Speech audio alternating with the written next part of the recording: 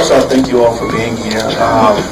While it says a conversation with Nate Parker, the fact that this panel's here, these brothers I've looked up to for so long, and that I look to for wisdom, and I read for wisdom, and I rely on for wisdom on set. And the reason why the film was able to get done, my creative right hand that was with me every day, and the brother that is bringing this film to the world, and to you that helped set this up, that called me a few months ago and said, let's put something together for PAF so we can do something for our people and not just the general circuit of news outlets. So the fact that we're all up here and everyone is so rallied around taking back and reclaiming our narrative is very important to me. And the fact that you guys are here, you come in great numbers, and I'm sure you all talk about what we talk about, it means something to me. So to get to the question, if you all like me, I grew up in Norfolk, Virginia, and I had to deal with okay, I guess one of my cousins or something.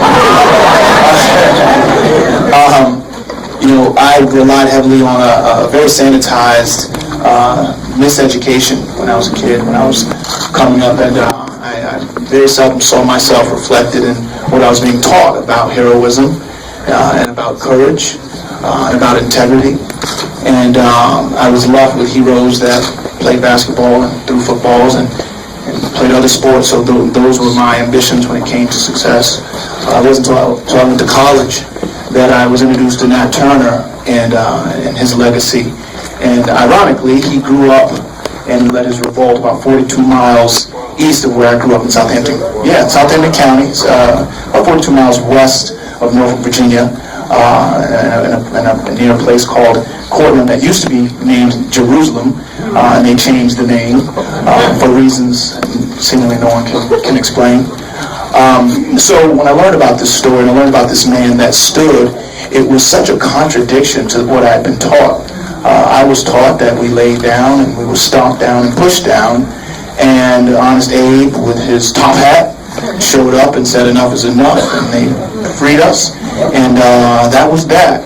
And so to learn that there were people that stood up, and to learn about Nat Turner, and then in my research learning about Nat Turner, learning about DeMarc Vesey, learning about Gabriel Prosser, learning about Toussaint Louverture, all these courageous men and women, Sojourner Truth, and not just the ones we learned in Black History Month for 2 days with a little paragraph, and you were kind of ashamed because everyone was looking at you. You know what I mean? I grew up my stepfather was in the Air Force, so I'd be in an all African American school, then all European American school. The next year I lived everywhere from Mississippi to Maine, and I remember the times where I was a minority in the room, and it got to Black history, I was embarrassed. I never learned about anything other than the suffering and endurance. I never learned about resistance. And so learning about Nat Turner, he instantly became my hero.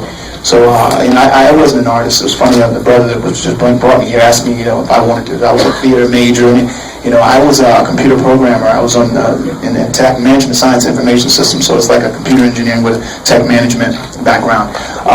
And I did it for money. Where I come from, I grew up perforated steel stairs and cement floor, and all we knew is we were hungry. I remember, me, my cousins, everyone else getting cereal at the same time and wishing I could have another bowl.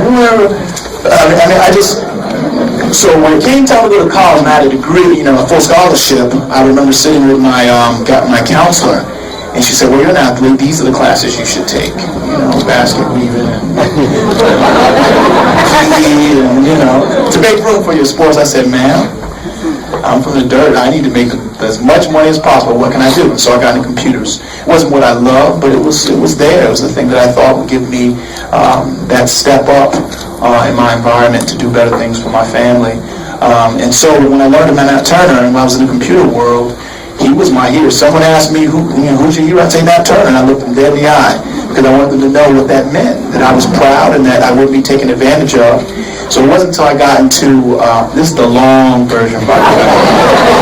This is a conversation, right? So if I start talking too long, just do this. Wrap it up, right? Get to the point, right?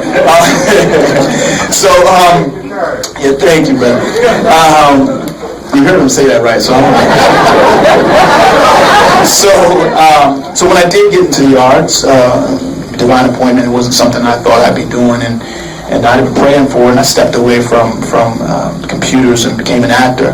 I started writing instantly. I said to myself, this seems like a business where if you are not what they want at a given moment, they can pull the plug, and I wasn't interested in that, so I started writing. And what better to cut my teeth on than Nat Turner? So I started doing the research, and I remember going to Southampton County and just feeling the vibe of it all, talking to people, and I've ended up going a few times now. But I did my research, and my roommate in college was a journalist, so he and I started researching together, put together treatment. Then I went off and wrote the screenplay, and it was like anything else. It was very exciting to me, a Braveheart story in our community, to know that it was even greater than Braveheart because it happened here and it took place with my ancestors. And it was something way more tangible that I could touch, that I could visit. I ended up seeing the stump, or the place where the tree stood where Nat Turner was hanged. Just there's something about history when you can touch it that empowers you and gives you even more of a sense of self-determination, and it has been my lifeblood in this business. So I wrote the script, and then I waved it around for a while in town, and I had defense from both sides, from European Americans and African Americans. It was the idea that he was dangerous. Some people, they would say, "You sure? They gonna let you make that?" And I was like, "Is who gonna let me?" But people were afraid. We don't tend to celebrate resistance, specifically when it comes to us. We're the only people, when we resist, as a negative connotation. It's outside the context of freedom. So for me, pushing the story around, it wasn't about if I had the courage to do it or if I needed someone to validate me. It was just, where is the path that I can, of least resistance, that I can get through and make this thing. And then eventually I came across Michelle Satter at the Sundance Film Labs, and she's the Sundance Institute. She read it and she said, "This is something important, and I'm going to help you." And she put me in touch with some of the best writers in the business, Robin Swycord. She put me in touch with James Mangold. As you know, I work with Gina Prince Bythewood. Let's give her a hand. Even though she's not here, she read it and support. And after a while, once we got the script right, I knew I had to get funded, and the studio system, this is not their type of thing. I'm being nice. So I knew right away it was going to be a journey. I remember I finished to Be on the Lights on Friday, and that next Monday I had called a meeting with my team, and they were excited because they were like, "What does he want to do next?" And I remember coming in and I said, I love what you guys are doing for me. I feel like we're doing wonderful things together. I just came off this project. By the way, I'm not working anymore until I'm doing Nat Turner. I said the next skin I live in will be Nat, and you can support me or you can get out of my way. And I said it with all humility. I just said, I need your support, or I need you to let me go so I can be with people that support me. And they said, "Okay, this is what you want to do." So for the next 2 years, I was going door to door, really. Anyone that I thought might have money, I was making that phone call. And one director called it kissing frogs. I kissed a lot of frogs. And there weren't very many princes. But every once in a while, you come across someone that understood, that would get it, and we were able to put some money in the piggy bank. And which brings me to this brother right here. Once we had the amount of money that we could use to leverage more money, we started talking about when we could shoot it. And I called Spike Lee, who's become a very close friend, and Stephanie Elaine. Wynn Thomas was a production designer, who the first $100,000 in the project I put in on my own. Before you clap, know that it was all the money I had really, it saved. $100,000 is a lot of money to save, by the way. But I wanted people to understand how serious I was, that I was willing to sacrifice, and that I had skin in the game. So I hired Wynn Thomas, who was a production designer. We went to, we traveled around, ended up in Savannah, Georgia, saw it was the place that we wanted, took pictures, I developed my vision and used that to raise money. And then Stephanie Elaine introduced me, Wynn Thomas and Stephanie Elaine introduced me to Preston, because I felt like I needed someone to have my back. I was looking specifically for a father figure in film, a brother in film. Someone that I knew understood, because the people that were producers in town didn't really understand what I meant when I said reclaim our narrative, tell our stories, get our mind back, support our people. They just didn't understand. It was a different narrative than they were used to. And when I remember the first time I ever talked to him, I had sent him the script, and within probably like 2 minutes, he was like, whatever I gotta do, brother, I'm with you. So, you know what, this is great, because if you have Googled Preston Holmes as Babu instructed you to, you now know this man's storied history and his background. So, as we were talking, it really is some divine intervention that even led you into the situation with Nate, as Nate was looking for, as he mentioned, you know, a father in film, to a director, a partner that could go forward in this. There were some things you were experiencing that led you to him. You want to talk a little bit about that, Preston? Yeah, gladly.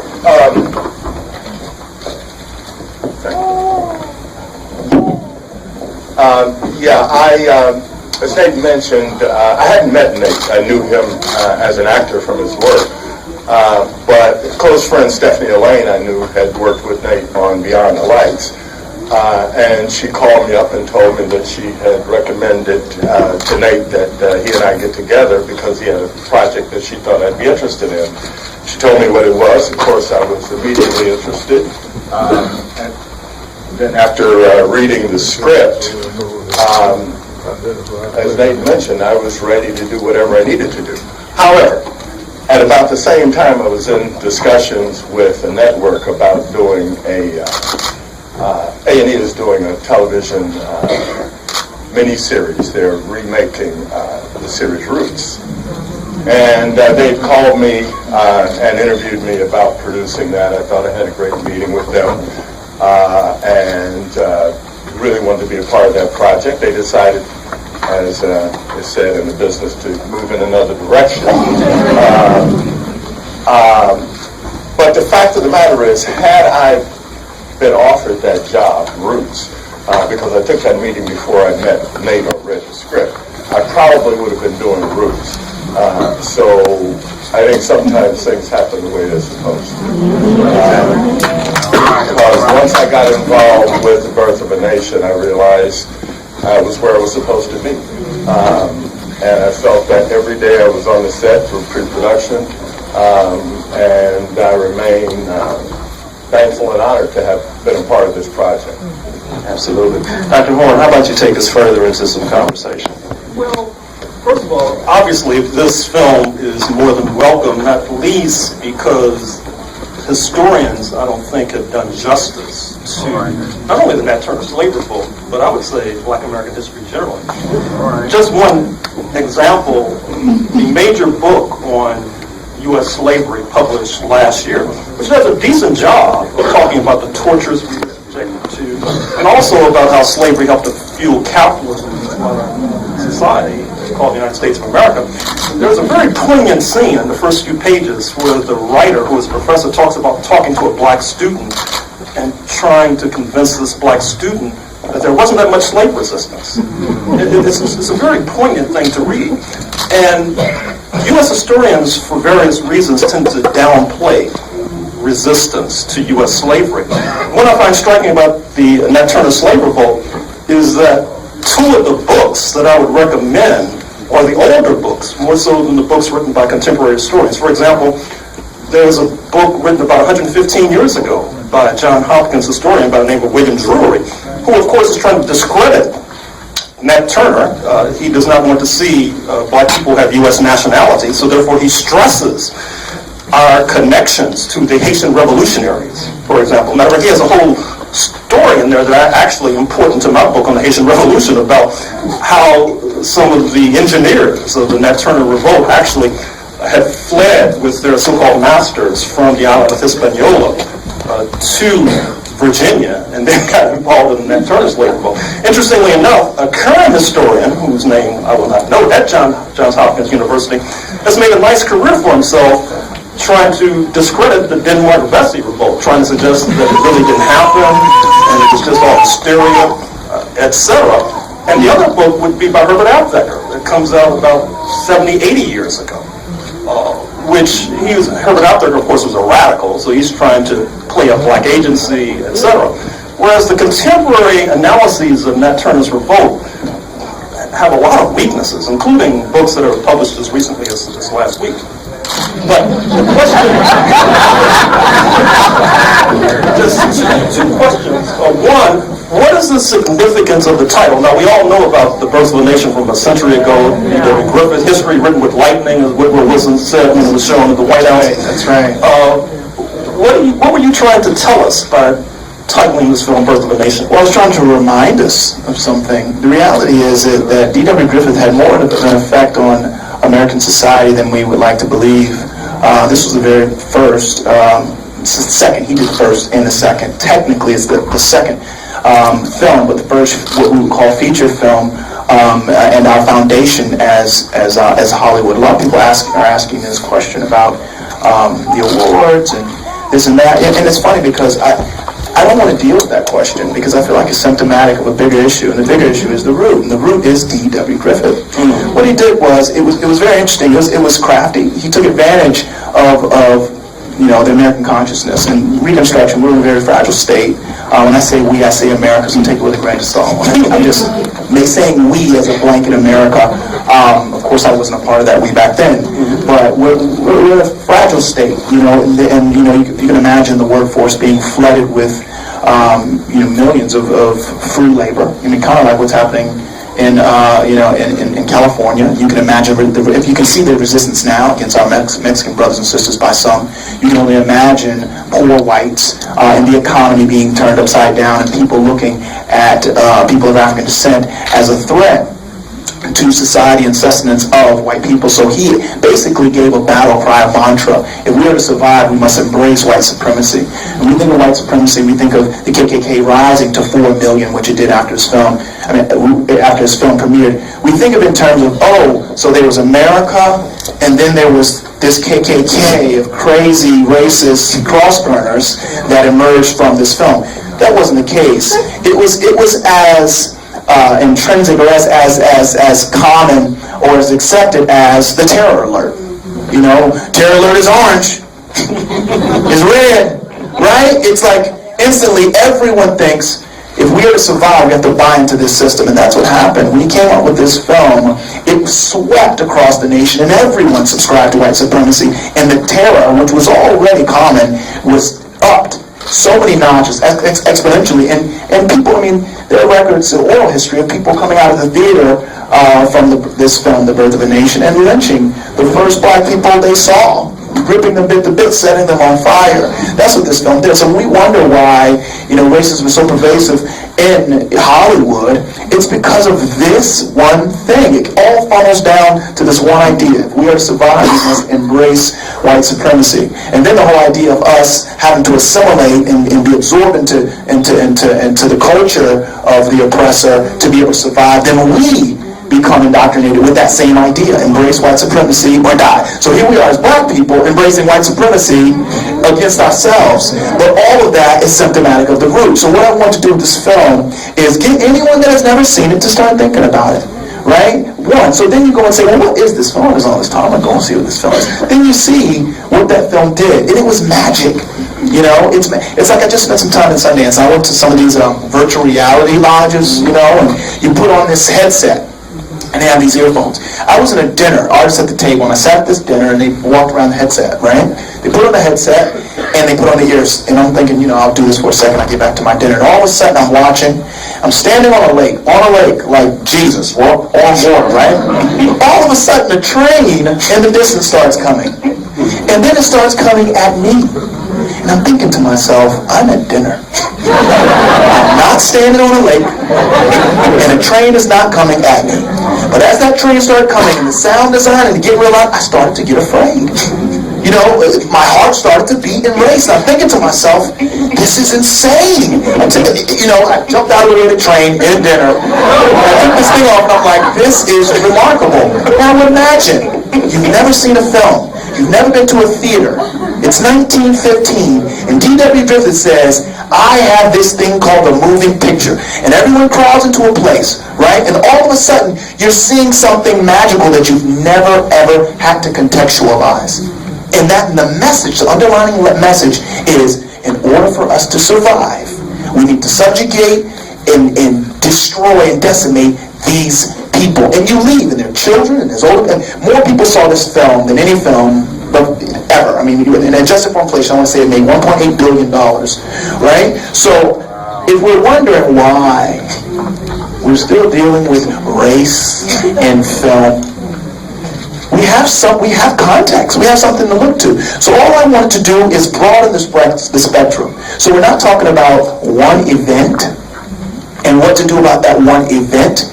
We're talking about what to do with an entire system that was designed and built on a foundation of hate and race, and racial injustice and intolerance.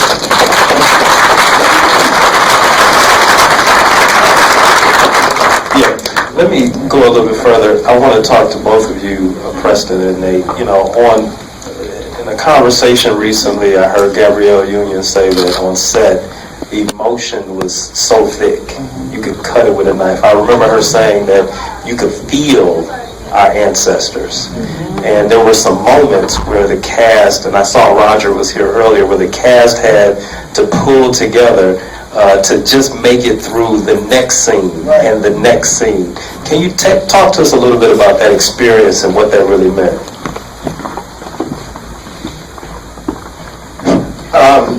Yeah, gladly. Well, the first thing I need to say is that all of us who were involved with the film, in front and behind the camera, I think we're there for the same reason.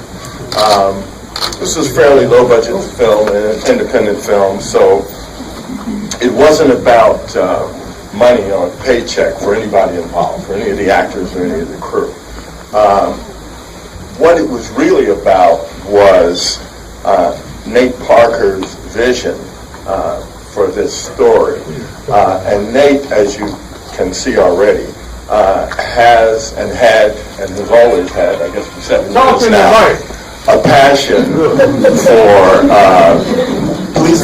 for telling this story that was communicated to everybody he met and talked to, during the journey of this film to the big screen. And I had a number of conversations with everybody from production assistants and background extras to investors in the film, who all ultimately said the same thing. They got involved because of a conversation with this man and came away imbued with that same passion that he had. And it was also true that when we got to Savannah, and we were, all of us, cast and crew again, on these plantations, in these situations where this history we're talking about had actually occurred not too long ago, we were all, I think, affected by that from day one. From the first time we visited the main plantation house that we shot in, and I think it was felt by all of the cast and all the crew as well. And then there was the script itself, and the words Nate wrote, and the way the actors took those roles on and made it real and felt it to be real. Almost every day, I think, there were experiences like that we all had. And it made it a very special experience. I mean, these were all people who've done all kinds of movies at all kinds of budgets and that sort of thing. But I think to a person, we all came away knowing whatever happened, and this is obviously long before what happened at Sundance and so on and so forth, we already knew that we were privileged to be involved with making a very special movie. And everything that's happened since then is just, confirmed what we all thought. So yeah, I saw that every day. And I saw it, again, in all kinds of circumstances. There was an individual, for example, on the crew, a young man named Gerald, who was a greensman. This is somebody that goes and puts bushes wherever we need them to cover whatever is not appropriate for the period. And this kid was from the hills in Virginia. He might be called a hillbilly, except his dad told me he wasn't a hillbilly, he was a Hill William.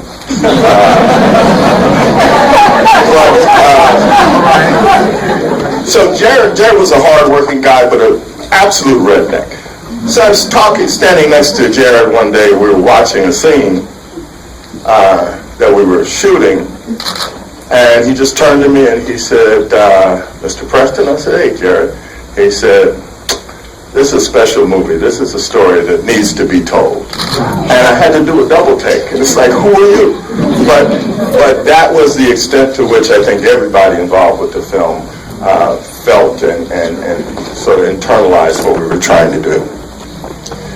Both historians, I would say, I admire, and those I don't, as a source material for their books on this revolt, use the Confessions of Nat Turner, which, as you know, maybe some in the audience know, is taken from Nat Turner himself, albeit by a man who's writing down his words who, shall we say, may not have been sympathetic to his cause. Yeah, you could definitely say that. And so, could you talk to us about how you evaluate the Confessions? Because most historians, when they do the history, they come down one way or another in terms of how they invent it, although they all use it. And also, could you talk a bit about your research process further? Right, so the man he's speaking about is Thomas R. Gray, and he was the man that supposedly went into a cell and one-on-one with Nat Turner, sat down on a stool and listened to a confession from Nat Turner. My approach to that, if you're asking how I feel about those, if you could imagine a person of Jewish descent wanting to know more about his history, and there was a hero that he looked up to that did a great thing, and he wanted to know more about this hero, and he went to the library and he found a book, and it was written by a Nazi. And the Nazi said, "Yeah, I sat down with this Jewish brother after he killed a bunch of our Nazis and asked him to tell me about his life. He knew I was a Nazi, and he sat there and told me everything I wanted to know." The Nazi was a gambler. The Nazi had killed, had been involved with the system of decimating Jewish brothers. And he took and sold these documents and became a millionaire, someone who had gone broke from the way that he lived.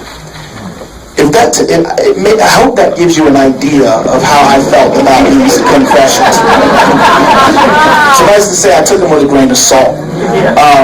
I was more interested in the history around. I went and I had the pleasure of interviewing descendants on both sides.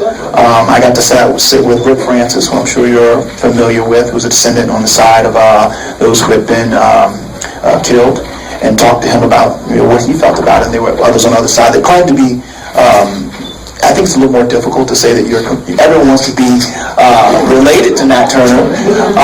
I probably ran into about 100 people who say, "He's my cousin." Yeah, he's my uncle. He's my great. And I'm thinking, but when your only lineage is through the oppressor, lots of people have to turn a name that will have no blood connection to that.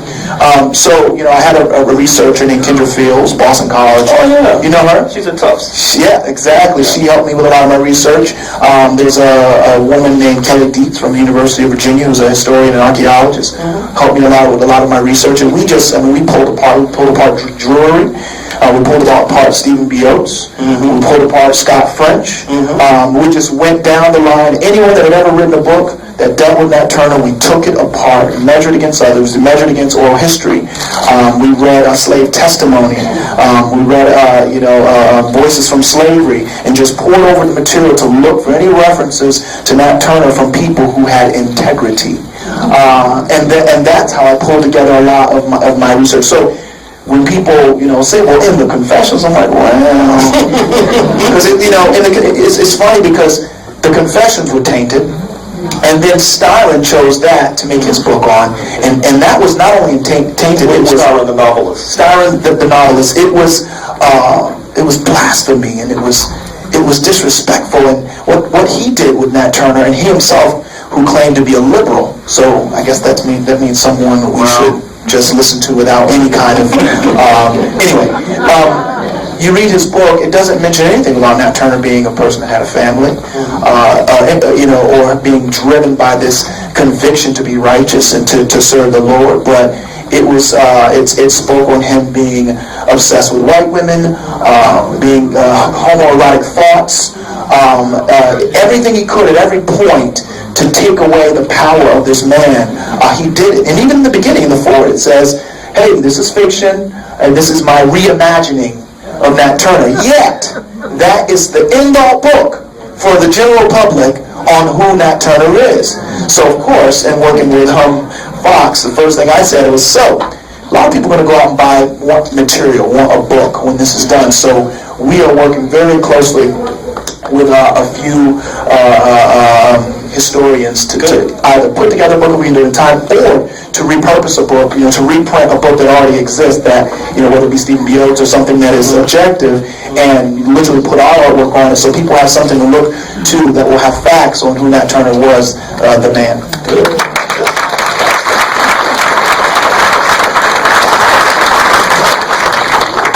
Is there a second part of that question that I missed?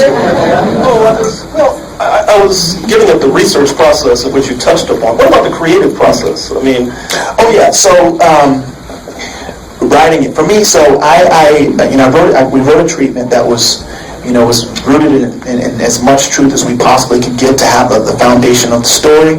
Of course, we could never know what any of the sermons were, the things that he said. But I wanted to, there were a couple things I wanted to do. I wanted to be unapologetic in the way we told our story. When you talk about what you were talking about, Preston, how we were on set, and then we had all these moments where we were so desperately moved and had a difficult time really, transitioning back into reality. A lot of it had to do with the fact that we were able to tell a story without being apologetic, without apologizing for what happened to us, without having to be the victims that were blamed. A lot of times when we make stories like this, there's this unwritten rule that you have to be careful on how you tell them. We have to be, it's almost like we have to tell a story, but we have to make the oppressors comfortable as we tell the story. And a lot of times that is translated, in the context of having a white hero. We apologize for the strengths of our men or women, so we give them a kickstand. We lay them down and then give them a kickstand. So you see the strong character lean, but you have to look at the kickstand that's holding them up. So it makes it so everyone can digest it, so people believe and they don't feel guilty, they don't feel indicted, and ultimately it does a great disservice to whoever the hero is that we're supposedly glorifying. So for this, having creative control, having final cut, having no one in my ear to tell me what should be or could be, but looking to people like Preston saying, what do you think? It was something that people could recognize as a new thing. Some of our best and brightest actors, I feel are held back by the what word do I want to use? I won't be in trouble when I leave. They're just tethered to this idea of who they're supposed to be, and so rarely do I have the opportunity to really live in the context of who they are and with their art without being inhibited. So what I want to do as a director is Angie Ellis, let her do her thing. This is the research. Kendra helped me put together packets for every actor. So we had research on the time, on the vernacular, on what slavery was really like for a woman of a certain age that could bear children in Southampton, in that region, and letting her come to grips with the terror of that, and then allowing her to bring that to the character without me inhibiting her. Just saying, are you okay? All right, then let's go. Not without saying, so this is what you're going to do. And if you could only imagine them arriving with the research I gave them, and it was not apologetic, it was not censored, it was real. I mean, the only thing worse than what you're going to see in the film is the things that I researched and saw and imagined in my head. When you hear about babies being cut from, enslaved African women's stomachs, and the babies being stomped, and the fetuses. I mean, the things, and it's not just the one exception, but reading about these things constantly. Nightmares, when your brain puts it together, your subconsciousness and imagination puts it together. For a while, it was hard for me to sleep. but allowing these, whoever the actor was, even Arnie, who's a European American man, him learning what it was like to be someone that had a job to do. If you existed in the system, were you racist? Absolutely. You might have had this cognitive dissonance that blurred it a bit, but you had a very specific idea of where your place was in society and where their place was in society. So when it came to him saying nigger, it was important that he meant it. So pulling him aside and saying, no. Let's forget for a moment we live in 2016, right? The reality is you need to survive. We usually learn about slavery through the context of sociopathic men that are just want to beat black skin for the sake of beating black skin. That wasn't what it was. This was a system. They relied on these people who were 3/5 of a person for their sustenance. So if that person didn't work, they didn't eat. So them beating them or breaking them had its place. It wasn't just because they hated the color. They wanted to survive too. One of the things that Brother Frederick Douglass said is that once he became free, he began to see the trauma and effect slavery had not on the slave, but on the slave master. And I think that's the angle, like even being in Sundance and talking to people, that there's trauma that has happened to both sides. And we all need to heal from it, but we got to acknowledge it first. So these are the conversations that I had with my cast, with my producers. And my whole thing is, I don't care, what shade or hue you are, because we all know what the origin is. If you are able to, if you're open to the context of this story and why we need this story, then you are an ally, and that's so. The way I talk to Preston, I talk to my producers of European descent. I said, look, this is what we're trying to do. I didn't code switch. I let them know. You know what I mean? I said, this is what it is. So if you're here, this is why you're here. And it created a great environment. Well, we met some time ago when you were Easy. Yeah, on Red Tail. On Red Tails, and so you having that experience of playing a historical character, but in this particular situation, it's a little different in that not only were you the writer, the director, but you were the person playing your personal hero. So when we hear about the creative process and the other actors and preparing themselves, but I imagine there was a very special place that you'd have to go to prepare Nate Parker. Yes. I often forget I'm in the movie, which is weird. People are like, we're acting. I was like, yeah, that's right, I did that. I always say that, I've been putting this thing together for 7 years and studying and following that for 7 years. I always say, I've been in prep since, 2011 or whatever, however long it was. I've always been in prep, as long as I learned. When I first decided to be an actor, I knew that I would play this role. I prayed that I would be able to play this role. I prayed that it would come to fruition. When they say through hook or crook, that I'd be able to do this. So at some point you have to trust that it's in there. One of the exercises I did with Robin Swycord that really, really helped. She's also now a director, and she's a writer. She did like Little Women and Last Samurai. Like, she's legit. And we did exercises where we sat and we would do like these meditation exercises where I would envision myself in Nat's cabin and him on the porch, and I would have to approach him and then talk about what I saw and what he was doing and what I saw in his face. And I always saw him looking out, like Anaconda Cabin, on step, looking out to like Simba or something, out to this vast space, and he would always be looking forward. And I'd always talk about what was on his mind, what I thought he was thinking. All these things helped me get into the head of him as I've never even had to talk about that. Good question. I never talked about this. And it was these type of exercises that made me try my best to connect to him spiritually, from the standpoint of not only a man of God but an African king.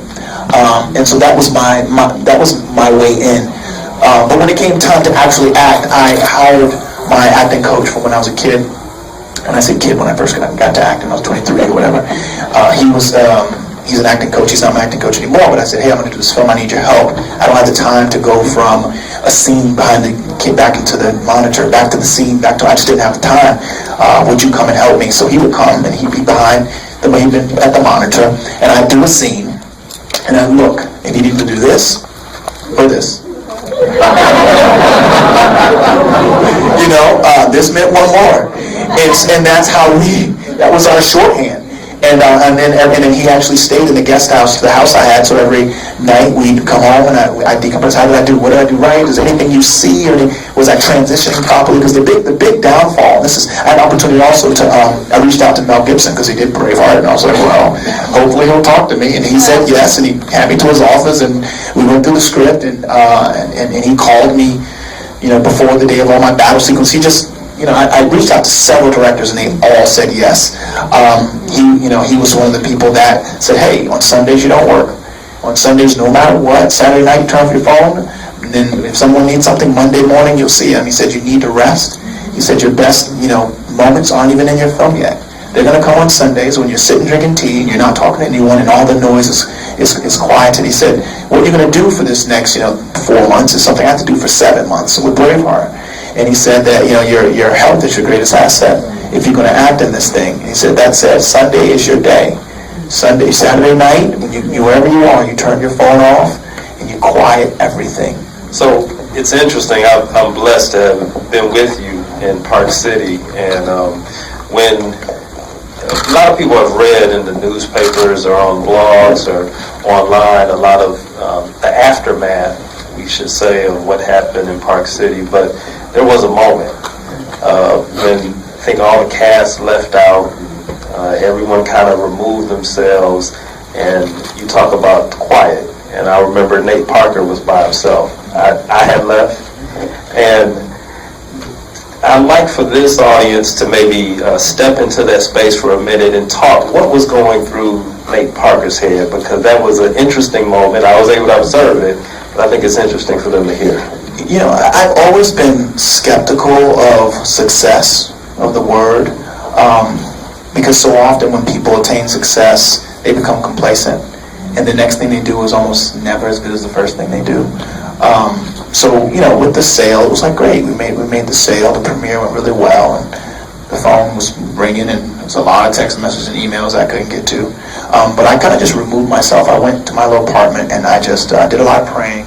How do I know, people say, are you back on the ground yet? I never wanted to leave the ground. I was like, what does this really mean? Like, who is this a win for? And how do we maximize the impact of this win? You know what I mean? Like, and I thought about it, and I talked about it in the press. I said, I do believe this is a massive blow to white supremacy. It's a blow to racism, because now we're talking about healing. We're kind of past that idea of ignoring it, at least as long as I'm alive. I'm not ignoring it ever. I mean, if there's anything to take from it, is that we need to talk about it, we need to confront it, and we need to heal, right? But Nat Turner being the conduit for such a conversation it still blows my mind. Even if it was DeMarvisi, right? Even if it was like, I'm going to make a movie about DeMarvisi, right? Then everyone could say that's safe, because he never really, he had hundreds and hundreds, some say thousands of people through the slave grapevine involved, but it never popped off, so no one was really killed, So, DeMarvisi, tell that story, right? Or it's like when people are like, when I say I want to make Nat Turner, they're like, Nat Turner, what about John Brown? John Brown's actually born the same year Nat Turner's Revolt. You know what I mean? It's like, all of the reasons to make it more safe were thrown at me constantly. So if I was sitting at Sundance and I made a movie about John Brown and we sold it for $17.5 million, I think I'd be embarrassed. I would. So for me, sitting here with this Nat Turner film called The Birth of a Nation, that is designed to create a new nation of thinkers and self-determined people and African, the implications are just out of this world. So for me, it was like, okay, all right, well, how do I really institutionalize all this? Like, how do I make this, how do I set this in the fertile soil so it grows into something else? I was like, all right, well, what are my talking points? What are the things I want to talk about? I got that. I had books, 12 Writers Respond to Steiner. I had that book with me, the Gerald book. Everyone's going to be listening to the next thing that comes out of my mouth, right? So what am I going to say? So I went back and started reading again. So when it came to this, it wouldn't be like, oh yeah, if I can win something, or right? It's us having a real conversation about where we are.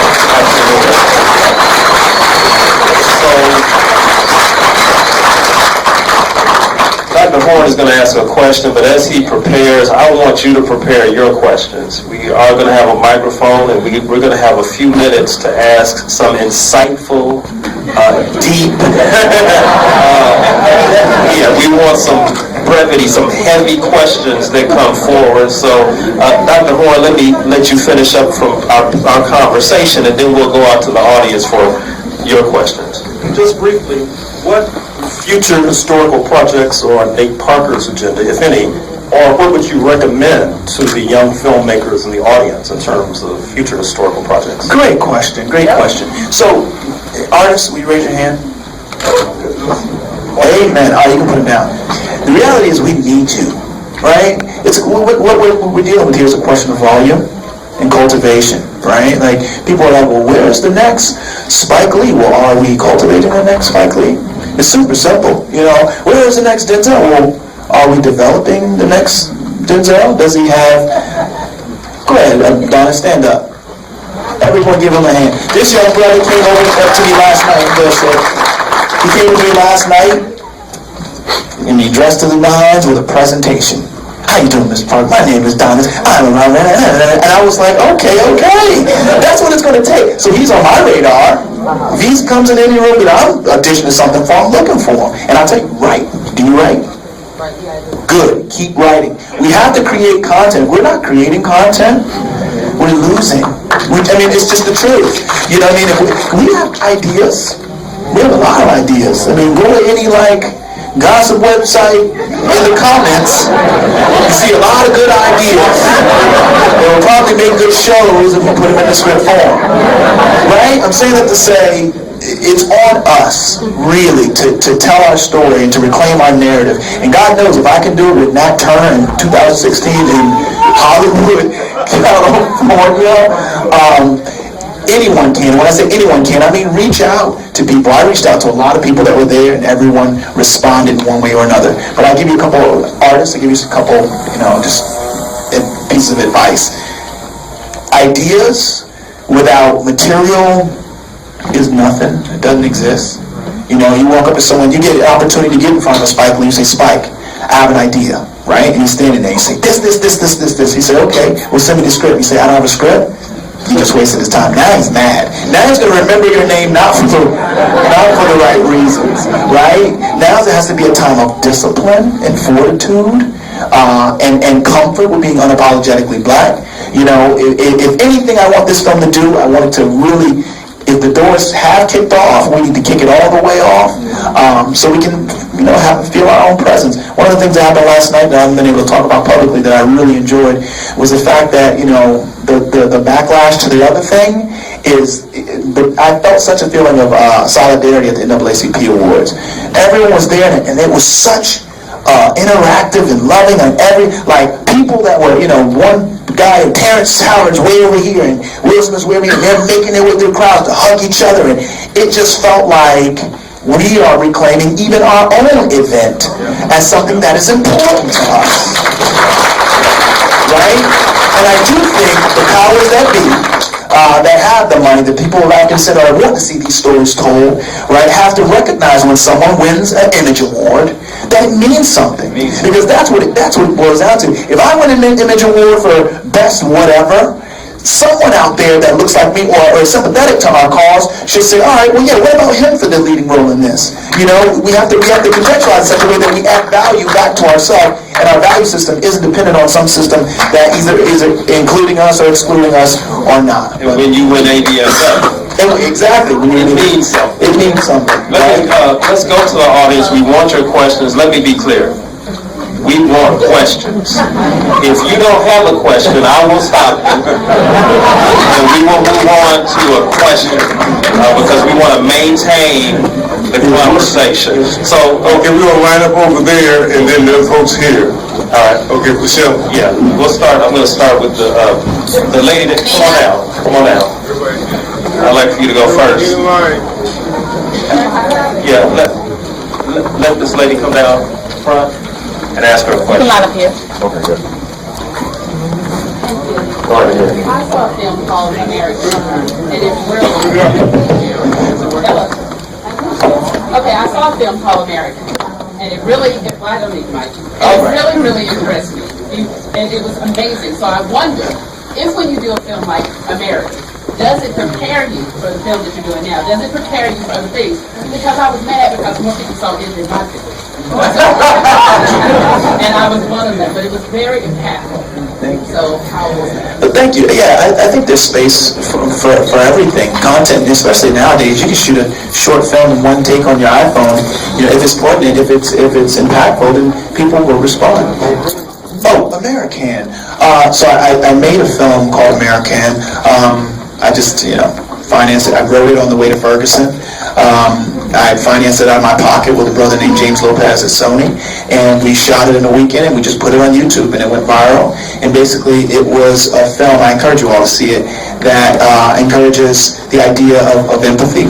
I think that we all can look at a Michael Brown or a Trayvon Martin or Oscar Grant as our own son. I mean, I'm preaching to the choir now, but it's people that don't look like us, that don't identify, don't have empathy, and they can find a way to feel the way that our mothers feel, our sisters feel, and our fathers feel, or our children are shot down, then maybe they will join the conversation in a productive way. That's what it was. But yes, it does prepare me. It did prepare me. In fact, I used that for financing. When people said, "Did you have you shot?" I said, "Well, I just shot a short film," and people responded, and it helped me to secure funds. We're going to go to this gentleman here in the gray sweater. Oh my goodness! Brother, I'm so proud of you, man, and your journey inspires me, man. Just awesome, man. Hey, look, can you tell me about the sacrifice, man, to go the directing route and learning, the sacrifice to your acting career? Yeah, anyone that has done anything for our people has done so a great sacrifice. And while I'm not giving my life as Dr. King or Brother Malcolm has, or I'm not put in a position where I have to suffer that much, I felt if I really want to do this, I had to be willing to go there, to commit what some would call career suicide, and some of them did. Some of them said, a lot of people said you'll be irrelevant, and the phone will stop ringing, and if this doesn't work, you'll probably never work again because you're getting older. I mean, these are people that were trying to protect me. And that's the scary thing, is that they were like, Nate, you can't not work. There are ways to do it, Joseph Gordon-Levitt, had his movie and he acted in between. But I think at some point, if you really are about liberation, then there has to be a cost. And you have to toe that line. For me, I said I'm not going to work. And it was hard because I never asked myself what my budget was, what I was spending every month as a man, and I just bought a house, so I didn't know how many thousands and thousands and thousands of dollars I was spending until I stopped working and started spending. Yeah. It's one thing to stop working, you don't have an income. It's another thing to start spending. And I'm meeting a guy in West Palm Beach, and anyone that needs to raise money for a film, I'm going to give you a piece of advice, right? If you're going to ask someone for money, right, for your film, don't take another dime from them in any other way. So if I'm going to Florida to meet someone that I need to give me $1 million, I'm going to pay for myself. I'm going to put myself up. I'm going to pay for my meals and his meals. I'm going to pay for my car, and I'm going to look him in his eye and say, this is what I need. I won't let them off the hook for a burger and fries. You get what I'm saying? Yeah. So on top of having to sacrifice, I had to become really business savvy really quickly. I had to read books on film finance. I had to understand, what gap financing was. I had to understand, what the bond company was and what their position is. I had to understand what a tax credit was and how to leverage that when I asked for money. So on top of sacrifice, there has to be an education. If you don't have the education, it is suicide because you're stepping out into a dangerous place without any way to protect yourself from an intellectual perspective. That's some fantastic information. I hope people have written that down.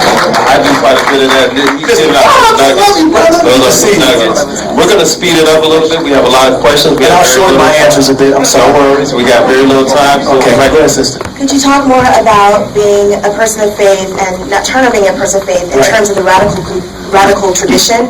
There's a sense that people of faith are somehow neutered as history goes on to minimize how radical they have been historically, and could you talk more about how faith does not necessarily mean complacent? Well, yeah, I mean, well, Jesus was a radical, right? I'm just, I mean, if we can be honest, I don't want to have church. But, you know, one of the things I said to the audience of, 98% European Americans at Sundance who embraced the film and embraced the discomfort. I said, well, if you were to call yourself a person of faith, you have to ask yourself, what kind of person of faith are you, right?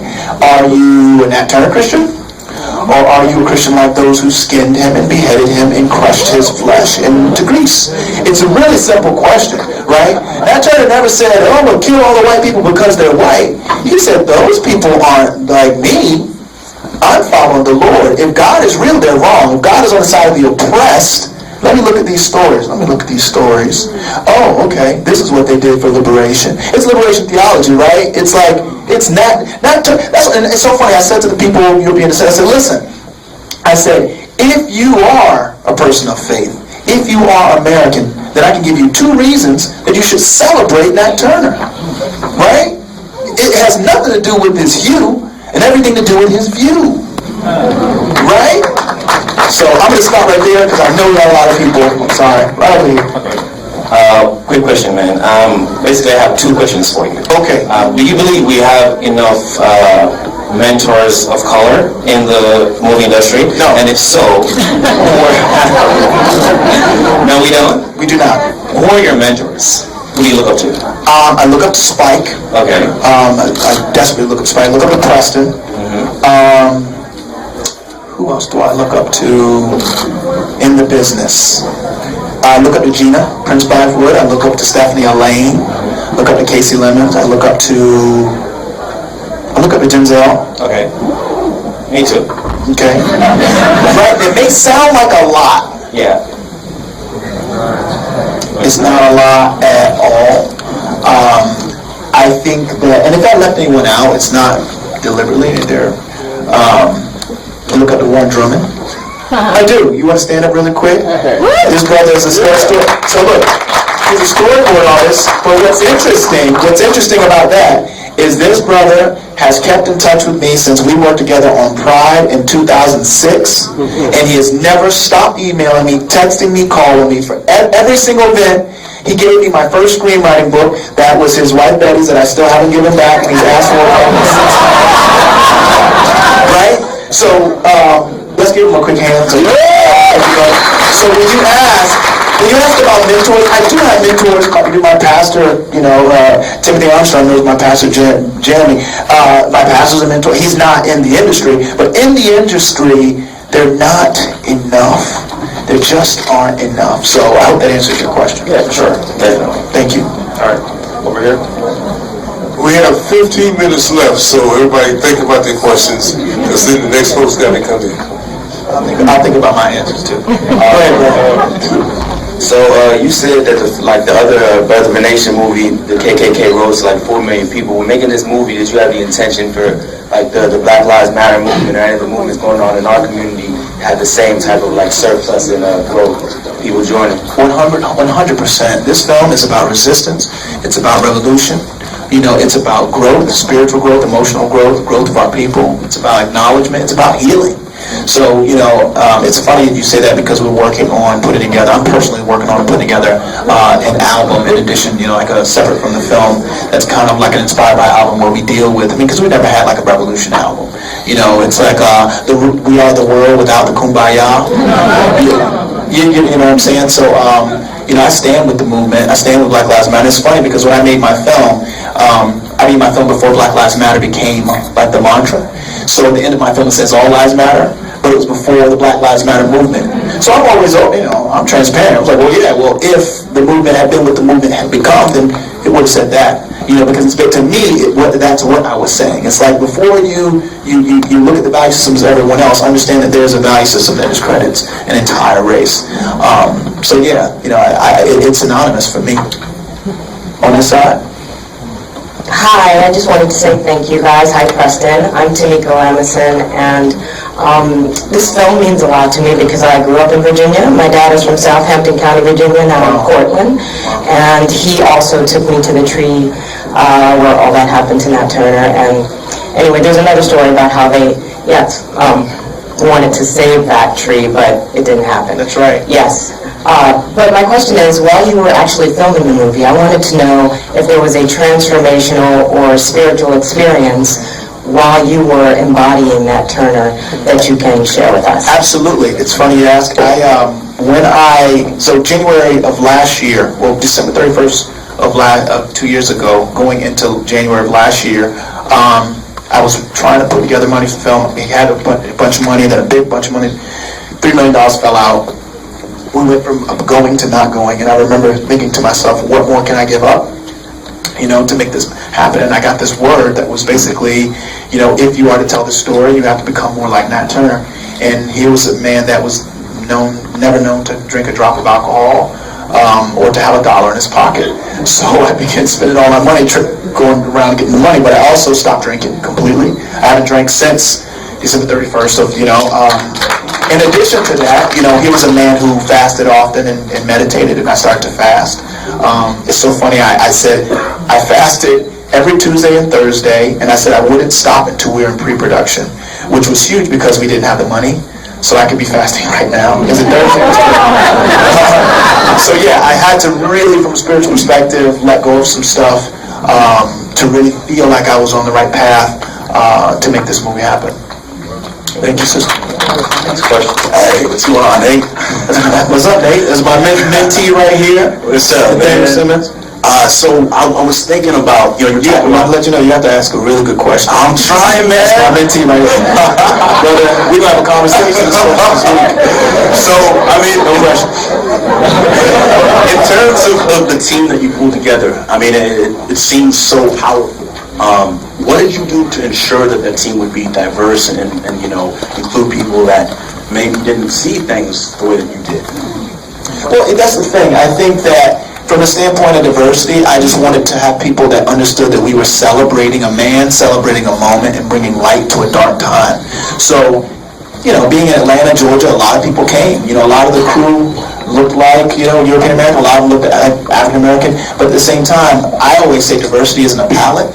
It isn't, I think you can have dark skin, the darkest of skin, and have your thinking be controlled by the oppressor and do nothing good for people that look like you or for the cause. So for me, it was about talking to every single person that stepped on the set before they were hired, every single person, to make sure that there were no bad seeds, there were no spies, you know what I mean? There were no people that were going to disrupt what we're trying to put together. So yeah, I was very intentional about that. The next question on this side. Quickly. Hi. Hi, Nate. So just as a young artist in a room full of other young artists, I know we're all curious to know that as a seasoned artist, what would you like to see from us coming up? And not necessarily doing everything traditionally just because we don't have to anymore, but as like brands moving forward, as us as a culture moving forward, as us becoming international. Courage, faith, and sacrifice. I think that those are three things that you have to embody, because there will be people that speak against you, so you have to have courage. Faith.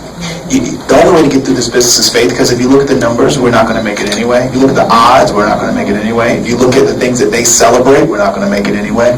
So there has to be a certain level of faith that what you're saying is important enough to be given to the world. Maya Angelou says the world gains nothing from you being small. So I think we just have to think much, much, much bigger than we think. Last thing is sacrifice. If you're not, there's a line in one of my favorite movies, The Five Heartbeats, when the guy said, it basically was talking about the guy, Robert Townsend's character, and it said, he will be better when he suffers more. And it took me, one day I was watching the film for the 500th time, and I said, oh, that's what that line meant. He was giving a speech, remember? And then JT was behind him, and then he cussed out JT in front of him. So anyway, I think sacrifice might be, the one thing that people aren't willing to come to grasp. People are like, well, faith, but sacrifice, what are you giving up? What are you willing to give up? Are you willing to live not just inside of your means, but desperately inside of your means? Like, are you willing to drive a Honda Civic? I still have a Honda Civic. Real talk. I'm cool. I ride a house. You know? I mean, and I'm not dogging anyone. I'm just saying, you know, people always ask me, is my cousins when I go home, they're like, Cousin Nate, are you rich? I said, I make positive black movies, not yet.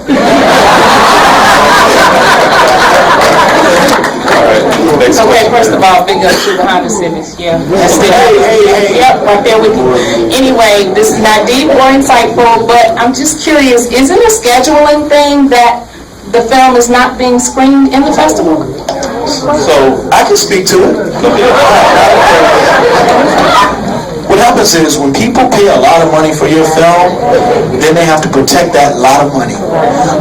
And they're really relying on, so this is the thing, usually when a film comes out in the Sundance, if it has heat, they push it out right away. And I'm not going to, I can't really speak on when it's going to come out, but let's just say they want to make sure that when they do their push, it's not old, it's not stale, no one had their cell phone doing, and it's not just you, I mean, some very important executives wanted to see the film and they shut them down. You know what I mean? There are people that call me. I had a call from John Singleton personally. I was like, hello? He was like, it's John. He called me from a different number, I guess, to make sure I answered the phone. He's like, got to see the film. I was like, brother,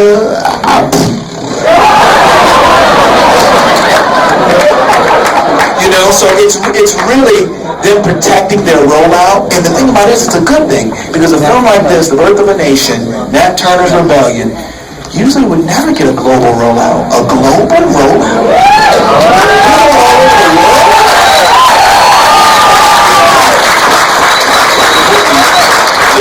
She still has her hand up. Did I not answer your question? All right. Oh, okay, go ahead. And let me ask, I mean, the movie is in good hands. Fox Searchlight is a great studio. Many people remember 12 Years a Slave, Beast of Southern Wilds. I mean, they've done some fantastic rollouts. And I'm so happy that Nate is with Fox Searchlight. That's the case scenario. We have time to do a few more questions. Let's go. Wait a minute. 10 more minutes? Okay. Yeah. 10 more. Go ahead. Hi, Nate. My name is Jessica. Hi. As an actress, I just have a simple question.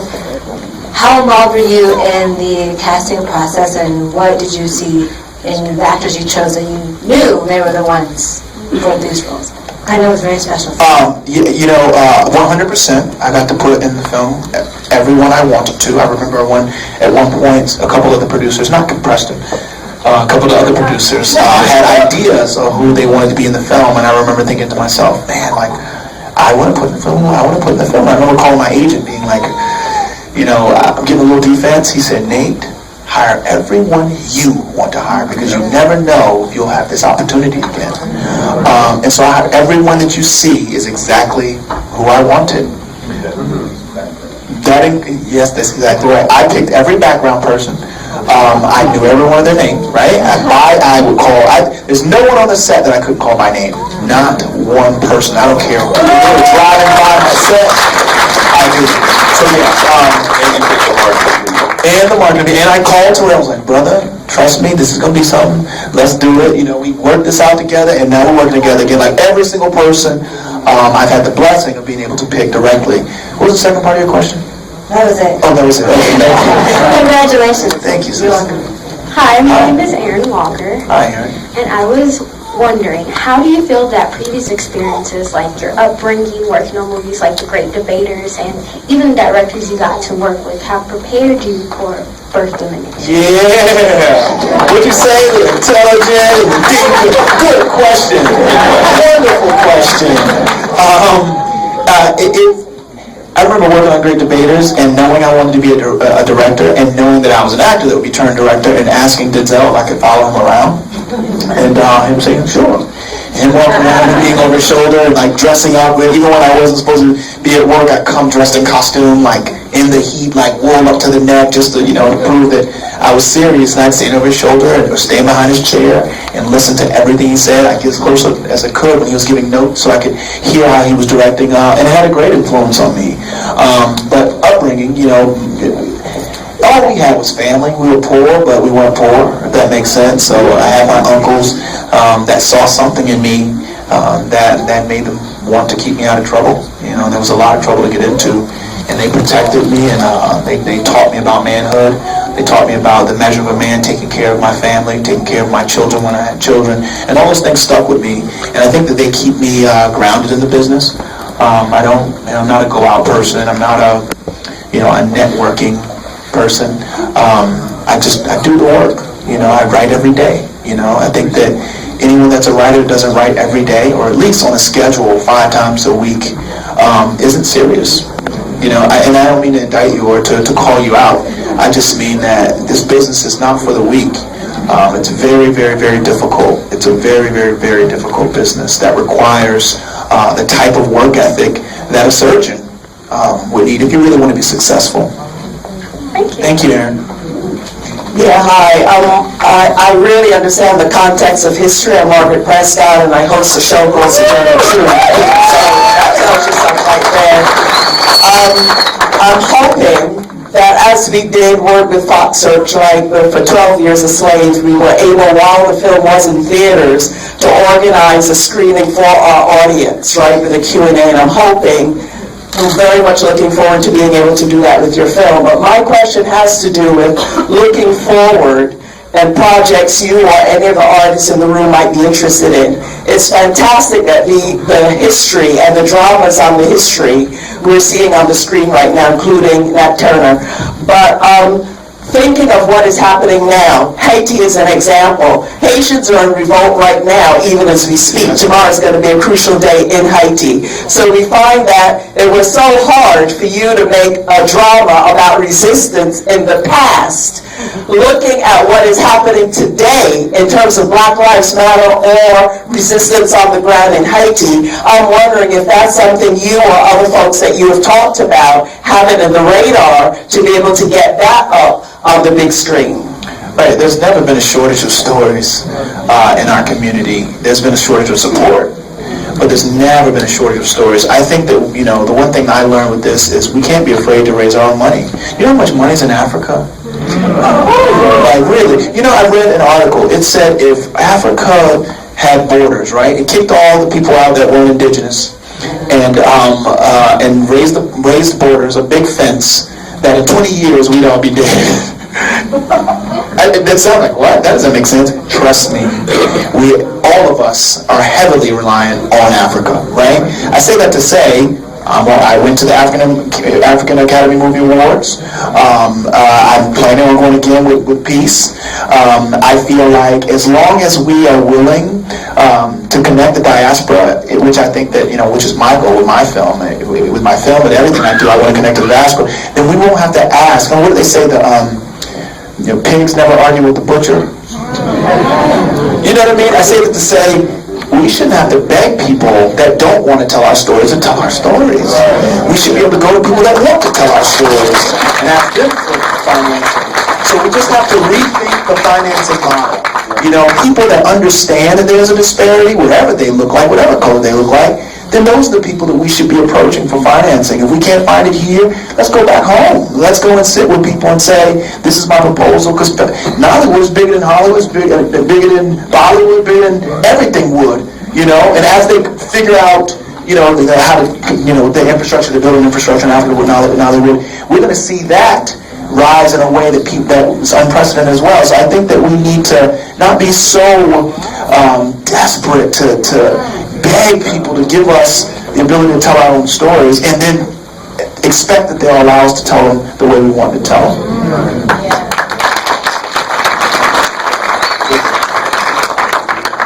We got 2 more minutes. Brother Preston. Hold on, I just want to make one comment as a follow-up to what Nate just said.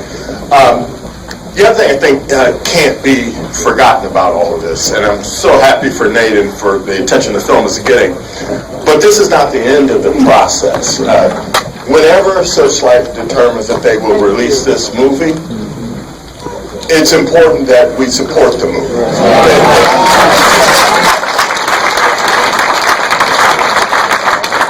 I attend a lot of these things where people talk about the stories that aren't being told, that should be told, etc., etc. And I'm all for that. But understand that they will not be told unless in those instances where somebody manages to make it through the process and get it on the big screen, that those films are supported. Right.